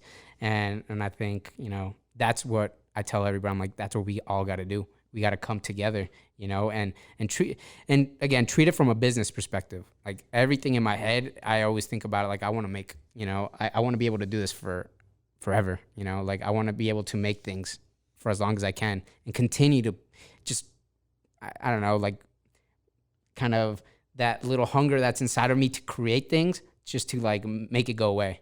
You know, I have to, you know, the only way that I can keep making it happen is if I approach it from a business perspective. Because at the end of the day, again, labels and stuff like that, they don't care how good your music is. Like if they think you can make them money, they'll sign like the crappiest person, you know, they'll sign whoever as long as they can make them money. Yeah. That's it, you know. How can we monetize this? How can we monetize this? And this is something that I tell all the people that I like, the artists that I work, because I work with a lot of artists, you know. I tell them this. I'm just like, if a label wants to sign you for $2 million, how much money do you think they in their head think they're gonna make? How much money do you think you're really worth? You're not worth $2 million. You're probably worth 10 million. You're worth more than that. Why are you trying to go do things independently? I always tell people like you don't own, like you want to own your own path. You want to own your own path, and that's why I'm big on like the way that I approach things is I don't want it to feel like somebody's doing me a favor. I want it to be like, oh, it's mutual. I'm also doing stuff for them. If I'm not paying like them, it's like, okay, well, like for example, shout out to DK. I just did a logo for his new studio out in LA. And, you know, when he asked me, he's like, oh, you know, how much, you know, like what, like payment and all that stuff. I'm like, bro, how about instead, you know, you mix these tracks for me, you know, for these couple of things that I'm working on. And he's like, word, let's do it. And I mean, it doesn't always have to be a like money. Money doesn't always have to be involved. It just has to be a value thing, a negotiation of value. And I think like a lot of people are like, oh, well, I can't do this because I don't have the budget. Well, it's like, what can you offer someone, you know? Like, yes, you may be an artist, but like what other things can you offer them? You know, what can you produce? Can you write? Can you, you know, mix and master? Like, what else can you do? Can you photograph someone? You know, like what value can you add to them? And I know that a lot of the skill sets that I have kind of does have value. So if there was ever an exchange that wasn't money, value like would be exchanged. And that's why I want to say to a lot of people, it's just like, find how you can provide value and exchange that in exchange for money. And then from there, you also, like, if you can't afford it, like, exchange value, or like half and half, you know, you can be like, I can only pay you this much, but I can do this for you as well, you know? And so that's where I think like we got to approach it in that way. Like as all creatives, like just stop thinking about the creative part of it and like having the vision in your head, but like making it come true. And the only way that you can make it come true is by actually, you know, thinking about it as a business. Yeah. Because at the end of the day, that's how you're going to, if you want to make a living off whatever you're passionate about, think about it as from a business perspective. Yep. You know? I agree with you. So we've worked with quite a few people. Mm-hmm. Who haven't you worked with that you want to work with? Honestly, there's a whole list. I cannot name out any people that I haven't worked with. And it's also, I mean, there's people that I'm gonna be working with that we're working on something right now, that I'm working with certain people that, you know, so technically I am already working with them, but people haven't seen it. They haven't seen it yet. So it's not that it's hard, because at the end of the day, I want to work with as many people as possible, you know, as many people as I think would fit a certain project. Yeah. Because it's not, and it's not that, for example, that I think they're not good if I don't work with them.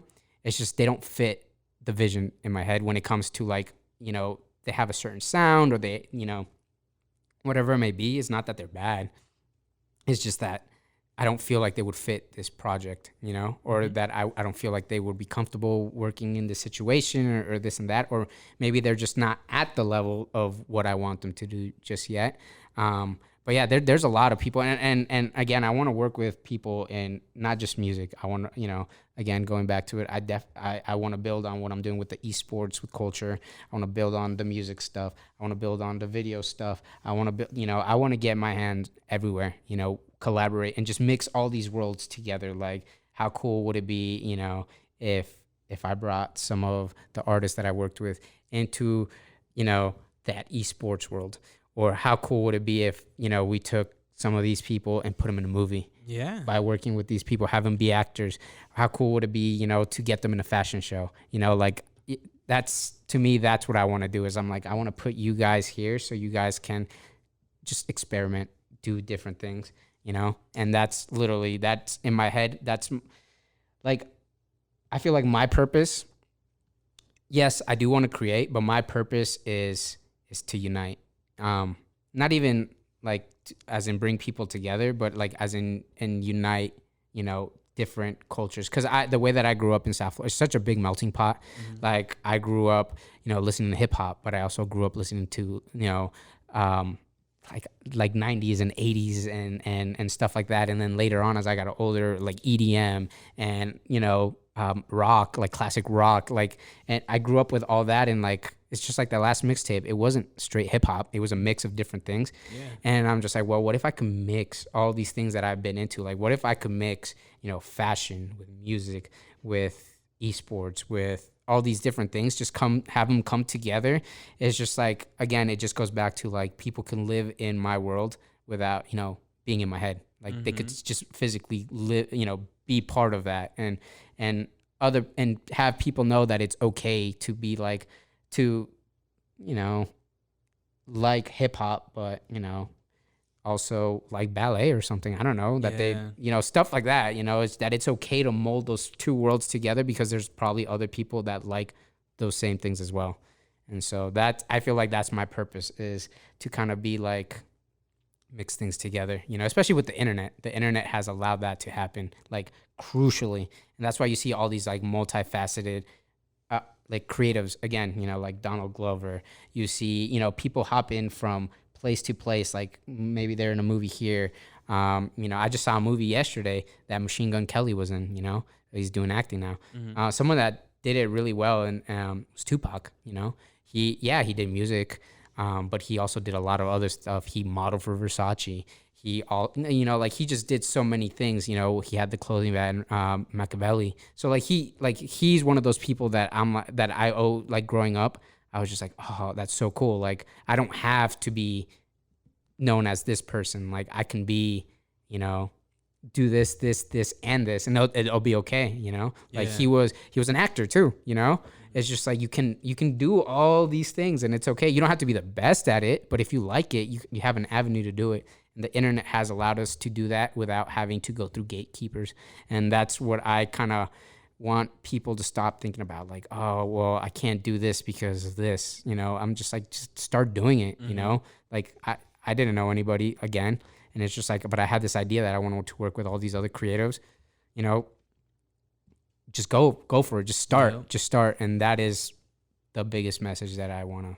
That's something I always encourage people, man, because I get the question all the time, like, how do I start a podcast? I'm like, just do it. Yeah. It's like, you don't have to have the fanciest equipment. You don't have to start off with visuals. You can start a podcast with your damn phone. Yep. I was like, just do it. Look at what you have and figure it out. Do some Googles. 100%. Figure out what programs you need to get. Yep. You might have a homie on your timeline that can hook you up and help you out. Exactly. Yep. Yeah. I mean, going back to that, it's crazy because, like for example, when I started all doing what I do, like I started making videos on Windows Movie Maker. Like I literally would make movies and like on Windows Movie Maker, and then I would go on Fruity Loops and make my own beats and like put that in there. I remember like before, like I used to design like clothing on PowerPoint. Like I would get little boxes and like stuff like that, and I put designs on them and stuff like that. I was like, what, 9 years old? I would do, like, that's how I would spend my free time. Like I was on doing that. Like I didn't have Photoshop. I didn't have all these things. I didn't have like Logic. I didn't have a MacBook. Like I was designing logos like for money, and I didn't even have Illustrator yet. Like I was using like some like free stuff, and then I used that money to get Illustrator and the Adobe Creative Cloud. So like I'm just like, every time someone's like, oh, I can't do this because of this, I'm just like, I don't know, man. That sounds like a complaint. I mean, that sounds like an excuse, you know? So because you can do anything. You can literally do anything. I was literally animating stuff on freaking, like, I mean, I don't know. It's just, it drives me crazy when people are like, I can't do it. I'm just like, why? You just don't want to. You say you're creative, but you're not creative enough to solve the problem. And I think aside from being able to be creative in your craft, you should be able to be a creative problem solver. And at the end of the day, I think that's what we mainly are. Like no matter what you do, we are solving problems in different ways, you know? My way may be in graphics, visuals, whatever it may be. Somebody else's might be in like the way something sounds. They're solving problems. We're all solving problems, but we're solving problems in creative ways. So are you in Utah to stay? Any visions on moving again? Honestly, coming out here, I didn't know what I was gonna do. I mean, I see this long term for sure. I mean, I love Florida. The beach, the hot girls. Yeah. You can't. I mean, that's kind of like hard to get away from. Here's a question for you: Florida girls versus Utah girls, which one is better? I mean, it's an easy answer. Utah. Florida girls. What? Are you kidding me? Oh man. Have you seen Florida girls? I have, and they all don't have teeth. Oh, that's Northern Florida. I don't know. I'm just kidding. Nah, South Florida girls, man. Yeah. Oh, dude. There's no question, bro. Are you locked down? Nah. I mean, nah. You got a boo out there? I don't want to say anything about like They're just gonna in see general. this. That's He said that's why. that's why. Because it might be all right. You I in a mean, can you cut cut No, things we're out? not editing it. I mean, I got you. I was gonna say I'm just like because I don't want one person to see and then be like, wait, what? Yeah, and just then don't name names. and then the other person be, Yeah. So I mean, not saying that there's multiple people or anything like that, but like I just rather would not talk about that in general. Just got just keep that kind of private. Got you. No worries. So, but yeah, Florida girls. Dude, it's So just I need because all of my the melting. Utah girls to go on to Mendo's Instagram and just. But let me yell tell you. at Let me him. tell you something though. When I say people have shown me love, I don't think anybody's shown me more love than the girls out here. Yeah. Like I'm just gonna say that like kind of like low key. Yeah. Like yeah, like a lot of girls out here have been more than hospitable. Yeah. Yeah, let's just say that. Word. I'll just leave it at that. I mean, you very friendly, very friendly. But just Florida girls. I guess maybe because we're by the beach, and they like working out, and like they're just bodies are on a different level. They got the tan. It's a melting pot, so it's like a mix. Like you get to choose from. It's like you can go to a buffet, and choose from different things. I mean, not saying that out here it's not like that, but I mean, you're getting more like vanilla out here than like vanilla ice cream than chocolate or strawberry and stuff like that. So, I mean, that's just the facts, And I mean, yeah. What's the thing that you loved about Florida the most, other than women and the beach?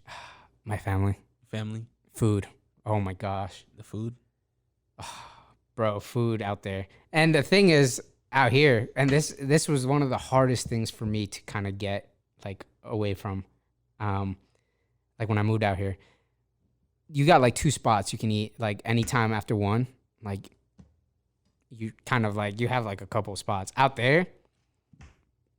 I don't think I've ever had a problem of like, oh man, this is closed. Like you can eat anything almost anywhere, and like the diversity of food is just incredible. Like you can eat anything almost at any time. And that's the big, I love to eat, man. What's your background? I'm Ecuadorian. Oh, really? Yeah. So I'm South American. Nice. So, and that's another thing as well. A lot of people out here just assume that all Hispanics are Mexican. Yeah. That's the weirdest thing. Like I had a girl, and she was asking me like about like she's like, oh, have you ever tried this food and this food? And I'm just like, no, I never even heard of it.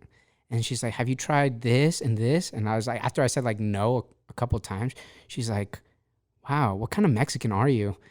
and she was Mexican too. Oh. And she's like, what kind of Mexican are you? I'm like, I'm not Mexican. Like, and she's like, oh, I don't know why, but like, just I thought all Hispanics were like. She said that, and which I'm just like, you gotta be kidding me. So you're Hispanic and you just assume like that should be. That's annoying. Yeah. And I was just like, and then she's like, what did you grow up eating? I was like, I don't know, lasagna, pasta, like meatloaf, like chicken, like, I don't know, like just different things, like, I don't know. It's weird. The only thing that I would just assume that you ate was alligator. Alligator. Just coming from Florida. I've had it on accident. Like, I didn't know I was eating alligator. It was in a chili. And so long story, but anyways, I ordered it. It was a chili hot dog, right? and the chili like that they put on it, they had a couple of different chilies. I guess they were all Gator. Honestly, they were just different, like mixed with different sauces or whatever. And I ordered it, and I was just like eating it, and I'm just like, dang, this kind of rubbery.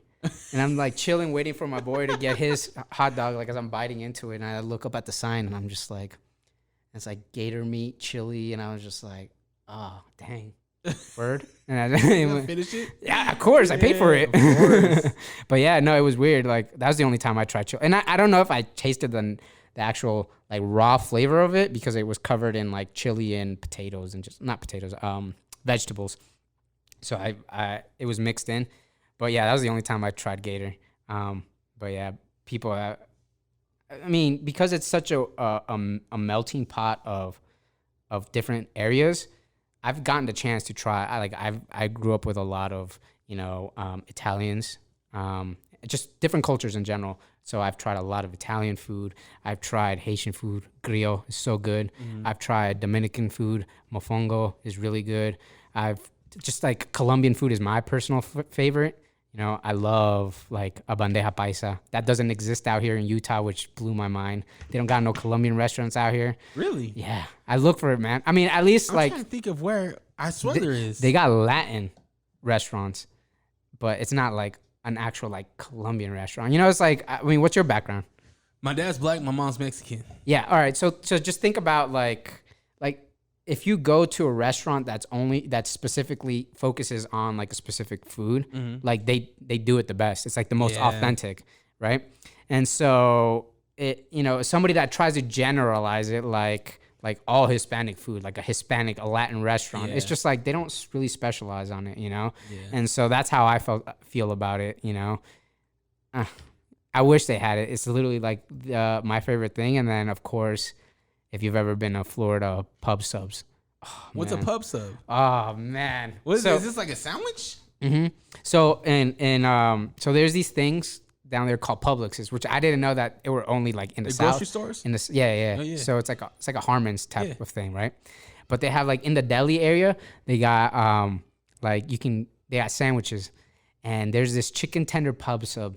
So we have a lot of Cubans in South Florida, mm-hmm. and then we have again a lot of different cultures in the South, because we are part of the South. Mm-hmm. We got a lot of like soul food influence, African American food.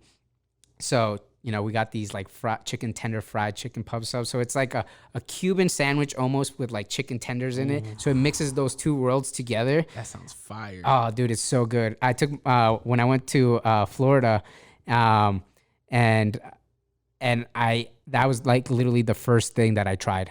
Like literally when I went there, I was just like, oh man, I want to try. Like I went with my mom. My mom literally took me to Publix. She's like, oh, let's get a pub sub for you, because I love pub subs. It's just so good. And anybody from South Florida can probably say that. Yeah. I remember when I was playing soccer back in high school, like that was like what we would eat right before a game. Like we would like all just go out there and like to the pub and just get pub sub, and they're fat too. Like over there, like they feed you like it's your last meal, like you're gonna eat. Like you get fat. You got fat portions, man. Like for everything, I'm gonna get out there. My partner, he's from he's not from, but he lived in Miami for a while. He was a club promoter. He did a lot of club promotions, and he would always tell me about just like the different. Just ask him about pub subs next time. You just be like, dude, what's a pub sub like? And then I mean, it could go one of two ways. He could be like, oh, it's all right, or he could be like, bro, he's gonna be like, oh, bro, how'd you hear about that? But yeah, dude, pub subs, so good. You gotta try it. So what's next for Mendo? Man, I don't know. I know you don't like to talk about the future. No. I mean, it's not that I don't like to talk about it. It's just, again, I just don't want things to pull through and look like a talker. Yeah.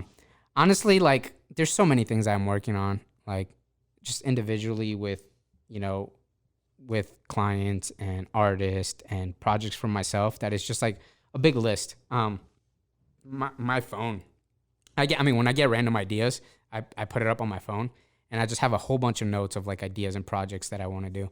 But I'm the type of person that likes to do things in, kind of go big. Not really like, oh wow, like I can't, you did this, but like You know, let's say maybe, I mean, just an example. I don't want to say that this is or isn't something that I'm working on, but maybe a magazine, you know, maybe, a studio production space that happens to do music and also happens to do graphics and all that stuff. I don't know, maybe something like that, you know, would be cool. I don't know, maybe it could happen, maybe it couldn't. I don't know. Maybe just, I don't know. There's a lot of things that I could or couldn't be working on, you know, but yeah. Word. So what's the socials? Where can people catch you at? Honestly, Mendo Creative is like my parent company. That's what my LLC is under and all that stuff. And that's what I have, you know, culture and all that stuff under. So you can just go on mendocreative.com and that kind of just links you out to everything else. But my personal social media is just I am Mendo. I am .mendo on Instagram, and that's what I mainly use. But I'm trying to get more into like YouTube and stuff like that. I mean, I do YouTube every now and then, and it's a really great platform, and I definitely want to get more into that. But I would say my Instagram is, and even there, I don't even post them. I mean, I post stories, but I don't really post like a ton of like content, but I definitely want to work on fixing that. So, yeah. Well, definitely give Mendo a follow, because when he does post something, it's an event. He has some really cool things. I appreciate that. And you need to follow him anyway, because if you're a creator, he needs to be able to see you and Yeah. be like, yo, I got this vision for you. Yeah. Yeah. I mean, I want someone to approach. I have yet to have somebody. Actually, that's not true, because once they get to know me, it's like, I have this vision and I know you can make it happen. But like someone that I don't know, like the same way that I approach certain people, as in like they don't know who I am, and I approach them like I have this vision. It's weird. It's like the Avengers, like Nick Fury, like he just pops out the shadows and he's like, yo, I have this, like, you know, and he's like assembling the Avengers and they don't know who he is. Yeah. Yeah. I feel like that's who I am. You know, I like pop out of the shadows and be like, hey, I got this project that I want you on.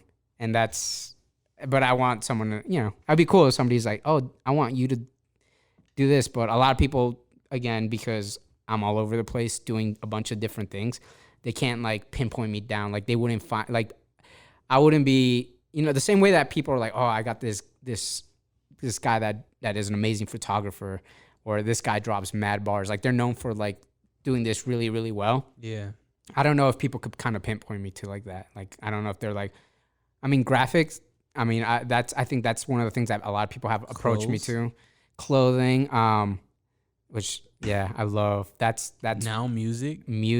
Yeah. What are you talking about? People can pinpoint dope shit on you. Yeah, but not like one specific thing. No, and you they know? shouldn't. Yeah. Because you do dope multiple shit. But until people know who, like, until they meet me, they don't know that I do all that stuff. You know, it's like if you were looking at my social media, like you wouldn't know what I do. Like you'd just be like, what does he do? Like, you know, I've had people like, they're like, what do you do exactly? Like, what are you like, you know, like, and it's hard because I don't even know what I am, you know. Most people now have, like, again, started just calling me a creative director, because I mean, that's in essence what I do. But at the end of the day, it's just like, I don't even think that fits the mold of what I do, you know, because I don't just direct projects or creative like projects. I also sit down and do it myself. Like I sit down and physically create graphics. I physically sit down and draw things. I physically sit down and when I do clothing, I either create the graphics or what are called tech packs, which is like telling like the measurements for like a shirt or whatever. I like, you know, give them all that exactly. Like I sit down and physically do that. When I edit videos, I physically sit down and do that, you know? So like, I don't just direct. Like I'm not just a director. I mean, there's times that I do that, and then there's times where I like get down into trenches and do stuff myself. So maybe you create that, whatever that is. Yeah, maybe I'm gonna be the person that does it. You know, Mendo. You know, you're just a creator, like a zero, creator. What are you? 001? Yeah, 0. I mean, I started Cxlture, so I'm 001 member. Yeah. My man Mendo, thank you so much for pulling up. Thank you for all the insights that you've given me. Matty had to disappear. Yeah. It's going to look so weird. Yeah, you're gonna see this tall dude right here. And it's funny because I bet Matty sitting down is probably taller than I am standing up. And that's one thing that I get all the time when people meet me for the first time, like they talk to me on social media. That's aside from like after they meet me and they're like, oh, you're actually really nice. But like when they first meet me, they're like, dang, I thought you were like taller. Like people think like I've gotten this range. People are like, I thought you were like 5'10" or taller. And I'm just like, no. Really? Yeah. Like I don't know why they assume that I have. Like I don't know. I don't know what it is. I think that I think you're a great person, man. I don't see the shyness that you said. You said that you're a shy guy. I don't get that from you. Well, you made it easy, you know? I get that a lot. Yeah, you made it easy. People say, oh, you so easy to talk to. Yeah, you made it fun too. You know? We're going to have to do this again, bro. 100%, bro. But yeah, man. Thank you. Of course. Thank you, Matty, for not being here. But thank you, Matty. I'm shaking your hand, man. Thank you, Matty, for coming along with me, buddy. You know, helping me, that moral support. Cool, man. Thank you, Dre, for letting me stop by, man. Absolutely. I'm so glad that you like gave me the opportunity, you know. I need to shut this shit down so I can talk to you some more. Oh yeah, dude. 100%. Okay, guys, Unrestricted Podcast, allrock.com. I still have that. I got that interview with Killer Mike out, so go run the views up on that for Run the Jewels.